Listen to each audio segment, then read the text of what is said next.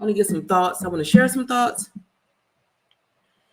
Excuse me. I guess it's good I got that out of the way. Anywho, it's a Saturday night, and I was literally getting ready to turn in for the evening because it is late.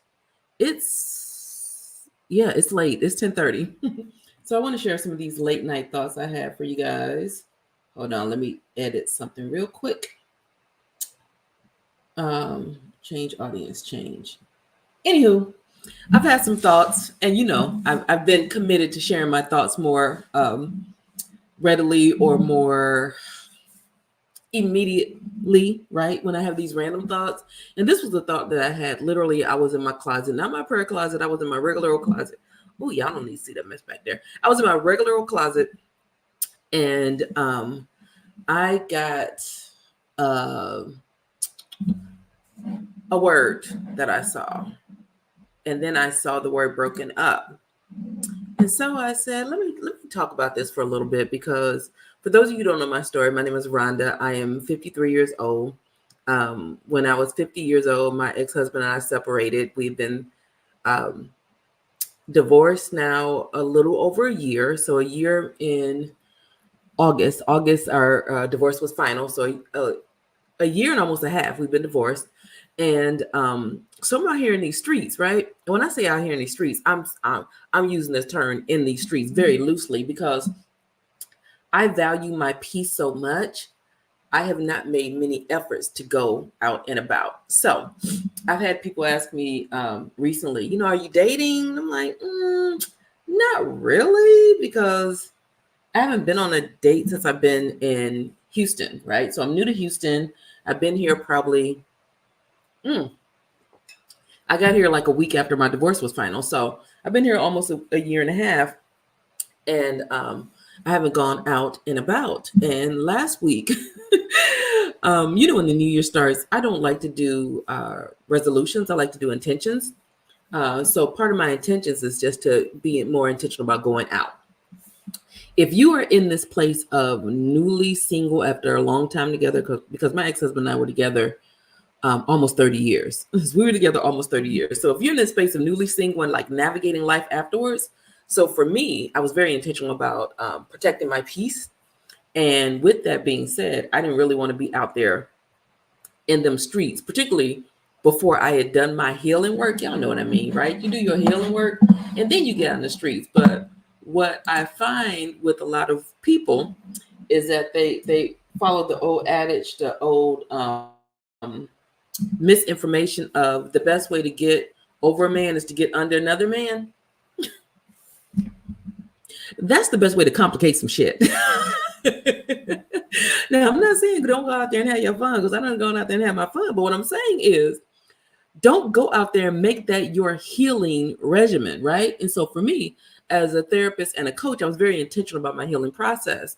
And I did not want to mess that up by following some adages and doing some things that were not going to be healthy for me, right? It was not going to be healthy for me. I don't believe it's healthy for a lot of people, but I believe that a lot of people do it. I see people getting out of relationships, and before they have a chance to heal or even to reconcile what happened in the last relationship, or to just breathe, they done moved on to the next thing. So I was very intentional about that.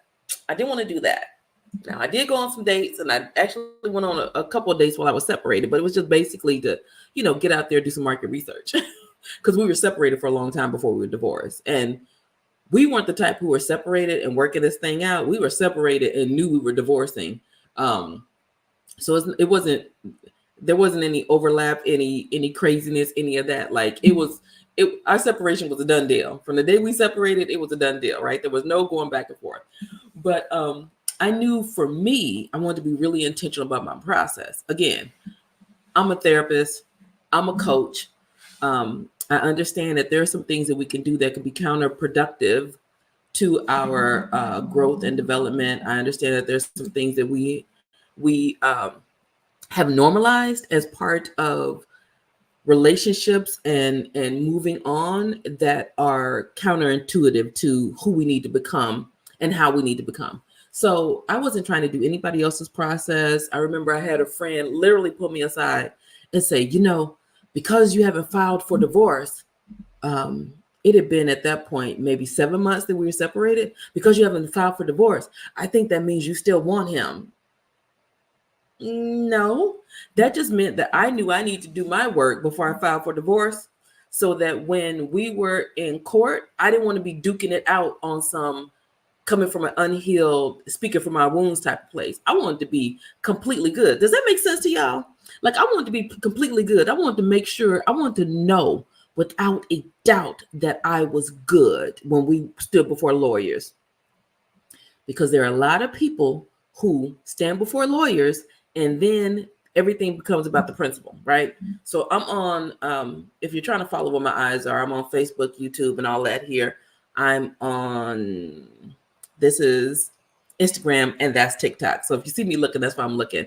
I see you, that's me now. So we have to be intentional about the process. And I was very intentional about my healing journey. I did not want to do anything or carry over any residue from my near 3-decade relationship over into a new relationship, right? I was okay doing flings. I was okay with short term. I was okay with any of those things, but I absolutely positively was not okay with the thought of immediately going into anything else long term. So, okay, I see this is still moving. So part of that meant that in my intentionality, right, in my being intentional about not moving on quickly, is I got real used to the peace of being alone, which I tell you, it's a beautiful place here. Anybody know that peace? Anybody know that peace? The peace of not being bothered. I don't want to be bothered. I don't want to be bothered by somebody's dusty son. You know what I mean? It's like me and somebody's son. Like, somebody's son can be very disruptive to my peace. But what the moment that I had in that closet, right? When I was in that closet, and what I saw was Intima, and then dash dated, as in 2 words, Intima, and then dated. I thought about how, right? Because I'm a very reflective person. I'm very introspective. I'm very much as a therapist. I needed a therapist. I have a therapist, but I needed to, sometimes I sit with myself, right? To make sure that, okay, what's the real reason I'm doing this thing? And don't get me wrong. I love and value my peace. But what I recognize is that a part of my peace and value my peace has come with, it's a lot of safety in that, right? There's a lot of safety in that. And part of what catapulted me out of my relationship, out of my marriage, was recognizing that I had become complacent in that safety. And one of the things I don't want to do is I don't want to miss a blessing that God has for me because I've grown complacent in a level, in a place of comfort, right? As a coach, I push people out of their comfort zones. That's the main thing. Like, identify what is it that's keeping you stuck in this moment?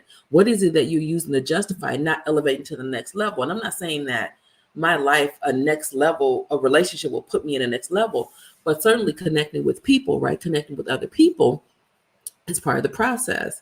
And there's this guy named Jack Daniels. Yes, that's his real name. And he's married to a woman named Marshawn Evans, and they have 3 beautiful daughters. And I want to say she was on The Apprentice. She might have been a Miss America follow-up person years ago, but they have what looks like a beautiful life. And his thing is, he's created this dating app or something, and he's always like, sis, he can't find you on your couch. And I'm like, he very well could. If the Lord sees fit, he's going to be the repairman. He's going to be the Amazon guy. He could find me on my couch. But then what I recognize is I have to meet this process halfway. And so I've been contemplating and think about what it looks like to date over 50 as someone who hasn't dated. Let me just tell the truth. I never had a real dating type of life. Like, my ex-husband and I had been together from the time we were 22 to 50. The only man I dated was my ex-husband, right? And so dating and get to know other people and put yourself out there in that way requires a level of vulnerability that I think in this season, right? In this season, I had put in the category of guarding my peace. But what I recognize is that in order to grow in those ways, we have to be willing to stretch intentionally. So that means I have to come to terms with, I have to be willing to put myself out there in ways that I have, for whatever reason, have allowed myself. No, I know what reason. Because I'm going to tell you, this is real peaceful right here. I've had men verbally attack me on the internet and say things like, nobody's going to want you, which I don't believe. Honey, that nobody's going to want me? Come on now. And I don't say that in a braggadocious way. I say that because I'm her. I'm who God created me. And so who God created for me is going to want me. Duh. There's somebody for everybody. Charles, your lunch is ready. Come on now. So what I recognize, right? Like, so I've not believed the lies of the people on the internet. So it's not that I'm afraid that I'll go out there and I'll try and I won't find anybody. There's a part of me that's afraid that if I go out there and I put forth the effort, that I will find somebody. And that will be a threat to my peace, because I tell you, my peace is so peaceful. And I am, this could sound real braggadocious, but I am one of those people that it's just easy to, it's easy to connect with me, right? I'm a coach, I'm a therapist, I'm a God girl. I can be bubbly, but first I got to get past that awkward. Let me tell y'all, the other night I went to an event. I went to my first networking event while I was out here. Part of what I said that I was going to do in this new season, right? Again, I don't believe in resolutions, because most of us violate resolutions. But in this new season, one of the things I've committed to doing is being more intentional about going out to networking, right? I run a business. I can't just keep, I got to be making some of the connections in the business world, right? Because I do corporate trainings, and part of my corporate trainings is I want people to get to know me one-on-one. When they see my trainings, they typically want me back, because I allow God to lead me in those trainings. Summer 21st Handmaid said, I relate so hard. And so part of my getting out there is I really need to know more people than the people that I live with. The people that I know here in this town, typically the majority of the people that I know are the people that I live with. And so I've been intentional about going out. So the other night I went out to this event, right? It was a marketing event. No, it wasn't a marketing event. I'm sorry. It was a training event where the guy was talking about failing and failing fast. And it was kind of thing, it's kind of thing that I talk about. And so I figured it'd be my people there. Sure enough, there were my people there. But let me tell you, when I got there, what I recognized is that I am far more introverted than I remembered. Now, I came to the realization that I'm a bit of an ambivert or an omnivert, right? I'm a bit of that. Like, if you see me do a training, if you see me once I get past the weird space, if you see me past that, you would think I'm a flaming extrovert, but I'm not. So as evidenced by, I get to this event, right? First event that I've gone to by myself in over a year, probably since before COVID. Okay. So I walk into this event space and when I walk in, the first set of rooms that they have is the networking room. And it's a room that's probably a little larger than my bedroom, right? It's not a really large room. So I walk in, I'm like, oh shit. Like, oh, there are people, and these people seem to know each other, or they're grouped up with people that they know. And I'm not the walk up to you and introduce myself to you type. I sit in the back and let you discover me. I'm not that. So I sat there for a while, and then I walked out. I walked out. I went to the restroom. I sat outside for a little bit. I actually did. I took video, so you guys probably see a video of that. I'll probably be talking about that a little bit more. But again, those are opportunities to kind of really remind myself of who I am. And when I remind myself that, ooh, Rhonda, you kind of socially initially, like small talk, I don't do small talk. It's horrible for me. Like it's like pulling teeth. It's hard, right? And so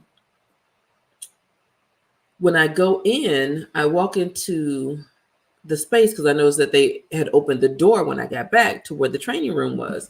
And so I walked in the training room. There was somebody else in the training room. She was on the phone. And then the trainer walked in and out. And so I sat down. And as I sat down, the trainer starts talking to me, right? He's like, hey there, how you doing? Something. He asked me something. And I went, I am. And as soon as I said, I am, I felt so ridiculous. You know how when you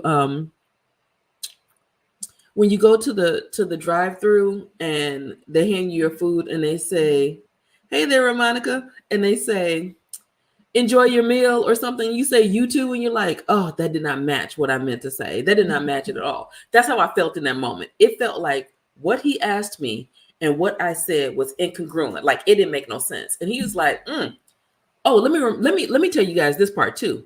Prior to going there, I said, God, if this is where I'm supposed to be, make it plain. Like, help me know that this is where I'm supposed to be. If I'm supposed to be here, give me some confirmation, because the Lord loves to give me some confirmation. I love to look for it. So I said, if I'm supposed to be there, let me know. And so when I said, I am, and immediately in my head, I started going, oh my gosh, that was the most ridiculous thing. He goes, you just summed up my whole presentation. And I was like, oh, really? Okay. So he goes, he presents for an hour and a half. And at the very end, his last slide, guess what his last slide said? His last slide said, I am. I'll probably turn that into a TikTok so you guys can kind of follow the journey of that. And so that was my confirmation of, okay, yeah, Rhonda, get yourself out there and then talk to people. But I recognize that in my introvertedness, right? Because I could be a flaming extrovert. And when I posted on Facebook that I was an introvert, people come at me and they're like, you lying, you ain't no introvert. You the most extroverted introvert I know. I'm like, no, like I can be so completely socially awkward. I can talk to somebody and then my eyes just kind of trail off, right? I can be that girl. So in this new rage place, right, where I know I have to challenge myself, because if you're not challenging yourself, you're not really growing. And I know I have to challenge myself in this area. I've set a goal of a date by the end of the month. And I'm looking at my calendar and I'm like, geez, that's 1, 2, 3, 4, 5, 6, 7, 8, 9, 10 days. That's 10 days. That means I need to go on a date in the next 10 days. And I need to just, put myself out there to allow myself to warm over to the process. But as a 50-year-old woman, actually I'm 53, as a 53-year-old woman who has not dated, and if I had dated, it would have been when I was 22. And I would imagine that 22-year-old me dating is going to be a lot different than 53-year-old me dating, right? I have to allow myself some room for discovery. Right. I often talk about the 4 parts of ourselves that we know, and most of us don't know ourselves as well as we think we know ourselves. And one of those places is the unknown. And in the unknown space, we have to push ourselves so that we can learn things about ourselves by putting ourselves in spaces that we don't normally be in. And so I have a private group, and I do a training once a month. And in the last training, I talked about those aspects of ourselves, and I gave them some assignments of like finding themselves. Like, how do you discover who you truly are in these spaces that for whatever reason you've not been in? So for me, right, I gave them assignments. I'm also going to give myself assignments. I'm going to push myself in places. Now get this, I am not a woman who is looking for a relationship. I'm not a woman who feels the need for a relationship. I'm not anyone who is like, I need companionship. I need this. I am so good where I'm at. I want you to see me when I am so good where I'm at. Okay, Auntie Sissy, what does sideline dating mean? Don't make me put you on here. Auntie Sissy said sideline dating, and I am so intrigued. So Summer says, sadly, my husband and I are at a standstill. 15 years. I don't think we're compatible at all. Wow. So here's what I would say. Hurricane said a Greek concept is foreign in my 50s and was in my husband for 30 years. Yeah. Um, I made a TikTok where I stitched this guy. I'm going to get back to what I was saying. I stitched this guy and he said, without blaming your ex, what could you have done in your relationship to make it better or whatever? And one of the things I said was go to therapy sooner, go to individual therapy sooner, go to couples therapy sooner. As a matter of maintenance, right? Because I think what happened in our relationship is we allowed ourselves to get real complacent and believe things about ourselves and each other that just weren't, it just wasn't the truth. And so what I would hope you're doing, Summer, is that the two of you are seeking some sort of wise counsel. And when I say wise counsel, I mean wise counsel. You can't have people who are going to be talking shit about your partner in your relationship. You need an outside objective person, right? Which is funny when I get people who say things like, I'm promoting divorce. I don't promote divorce. I tell you, look, go do your work. Go do your work. But if your relationship is creating in you a version of you that is not applicable or is harmful for you, like my relationship was bringing out the worst in me. And I believe it was also bringing out the worst in my ex-husband. Since we divorced, our kids are like, you guys are so much better apart. And that's where that's when like, so that's when I knew, like, I'm trying to find, hold on. But yeah, so if you're 15 years in, you're at a standstill, and you still want to be in your marriage and he still wants to be in his marriage, by the time we separated, both of us were like, yeah, this is a good thing to do. Neither one of us fought for it. And I thank God, there's some people who deal with the ex that once they separate and all of a sudden they realize they want them back. We didn't have none of that. We separated and it was like, it's about time. Because I think that there was so much of, and I won't say toxicity because it wasn't really, toxicity has levels, right? But there were parts of our marriage that was not conducive to either one of us being as healthy as we could be. I'll say that. And so being outside of that has been really good for me and really good for him. And I do believe that a large part of my peace is related to the fact that I am not connected to someone that I was out of alignment with. I'll just say that. I was not connected to someone, no longer connected with someone I'm out of alignment with. And so when I think about dating over 50, right, one of the things I had to reckon was maybe, just maybe, part of the protection of my peace was that I didn't trust what it would look like to walk outside of it, right? To walk outside of it and have that be a threat to my peace, right? Without understanding or without trusting, right? Without trusting that a relationship could also bring peace. It could bring additional peace. So, I had last week we did a retreat. We did a retreat. My best friend and I, who is a strategic mastermind. She is a multi-entrepreneurial type gal. She's that girl who goes strategize some things, and she got the creds. Look her up.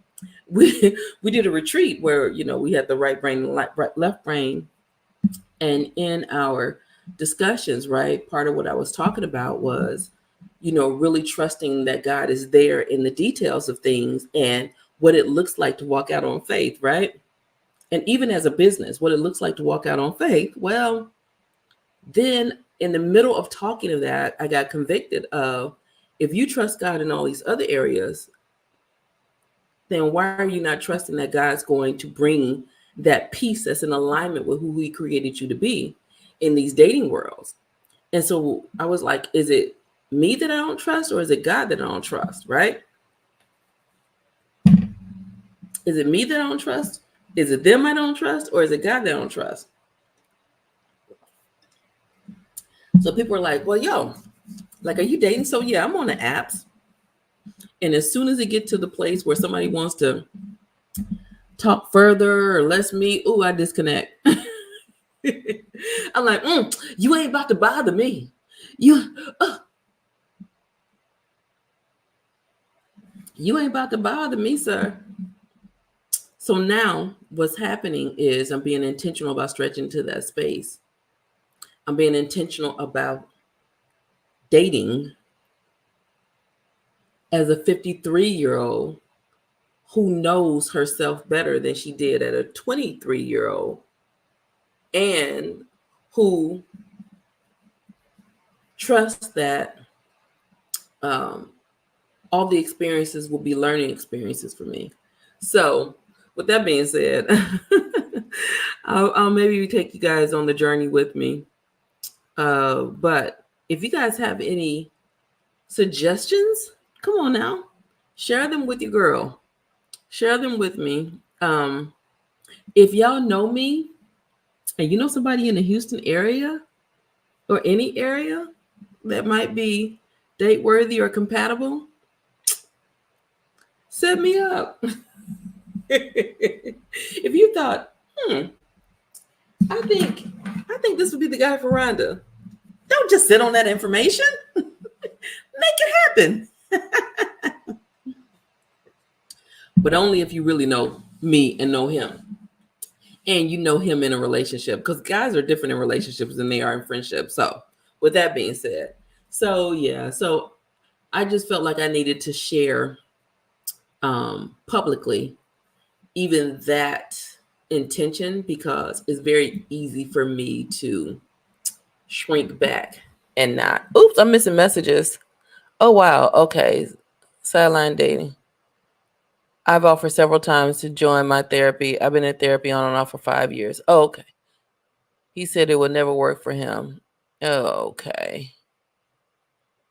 Yeah. And as it relates to therapy and couples therapy, even if you're the only one who goes to therapy, and it's still going to have a bit of a change of an impact on the relationship. So keep doing your work, sis. I applaud you. Keep doing your work. But getting the people in together, the couples in together, is very beneficial, right? But yeah, so I'm doing my due diligence. I feel like I'm being obedient by putting it out there to the world. And y'all can hold me accountable for going to more networking events too, because I plan to do that more often.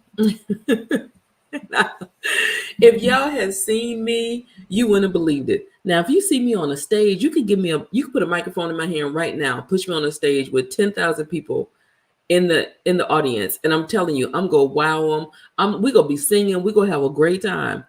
Put me in a room with 15 people that I don't know and expect me to talk, honey, we're gonna have a problem. Any other omniverts out there? Anybody can relate? Or is it just me? Is it just me? Am I the only one that's like this? Because people swear they don't believe me when I say that I have introverted ways. I promise you I do. And so we'll see what that looks like in a dating life. We'll see what that looks like in a dating world. Now, I guess I can make it a series if y'all want.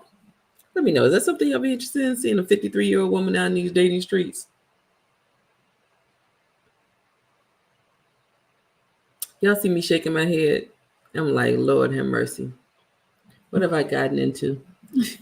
What am I getting into? But yeah, so, and again, you know what I like about this? I'm not dating because I'm looking to fill a gap. I'm dating looking for enhancers. Like, if you can't enhance my life, I don't need a project. I don't want to be a project. I don't want to push the little engine that could. No, like, it's the compatibility. It's the alignment. So if you guys have any suggestions, let me know. I love to hear it. All right, so I'm gonna go ahead and end this in Facebook and whatnot.